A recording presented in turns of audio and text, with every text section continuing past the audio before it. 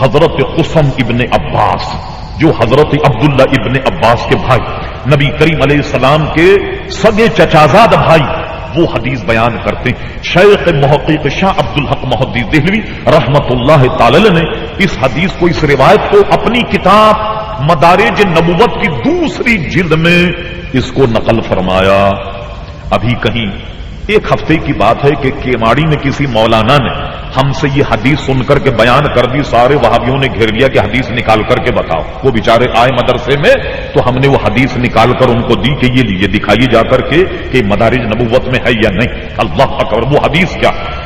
قسم ابن عباس فرماتے ہیں کہ حضور صلی اللہ علیہ وسلم کا وصال جیسے آپ نے دیکھا کہ انتقال میں جب کسی کو قبر میں اتارا جائے دو آدمی میت کو قبر میں اتارتے ہیں.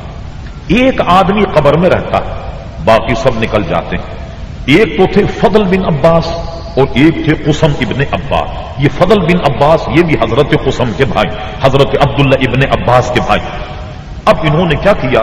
کہتے ہیں سب لوگ قبر میں سے نکل گئے. میں وہ شخص ہوں کہ جو حضور کی قبر انور سے سب سے آخری میں نکلا. جیسے ایک آدمی آخری تک ہوتا ہے اس کا کام کیا ہوتا ہے کہ وہ یہاں سے بند کو کھولتا ہے, سرہانے کی جانب سے بند کو کھولتا ہے, میت کا چہرہ دکھاتا ہے تاکہ لوگ اس کا آخری دیدار کر لیں. سو یہ خدمت حضرت قسم ابن عباس نے کی رضی اللہ عنہ.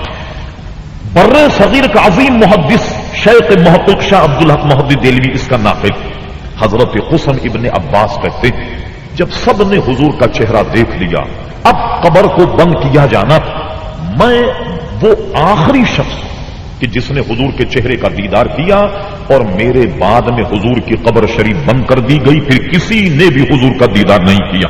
کہتے ہیں قسم خدا کہ جب میں محو دیدار تھا میں نے رسول اللہ صلی اللہ علیہ وسلم کا جب چہرہ دیکھا, قسم خدا کی میں نے دیکھا حضور قبر میں لیٹے ہوئے ہیں اور ارشاد فرما رہے ربی کریم کی بارگاہ میں عرض کر ربی حبلی امتی امتی, اے اللہ میری امت مجھے عطا فرما, میری امت مجھے ہبا کر دے, میری امت کے امور میرے سپرد فرما دے.